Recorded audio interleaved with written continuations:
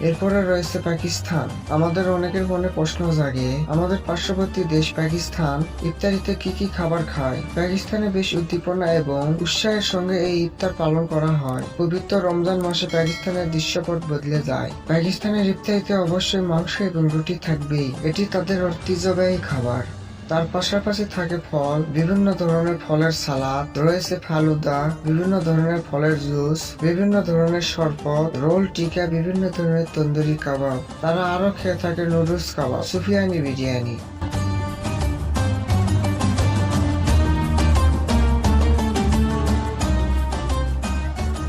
এরপর রয়েছে ইরান। পৃথিবীর অন্যতম শক্তিশালী একটি মুসলিম দেশ হচ্ছে ইরান। ইরান দেশে ইফতার উৎসবের মতো করে পালন করা হয়। মজার ব্যাপার হচ্ছে ইফতারির শুরুতে তারা গরম চা পান করে থাকে। লেবাস বা বারবারা নামের এক ধরনের বিশেষ রুটি খেয়ে থাকে তারা। এছাড়া তারা ইফতারিতে পনির, সবজি, হালুয়া, মিষ্টি এবং খেজুর খেয়ে থাকে।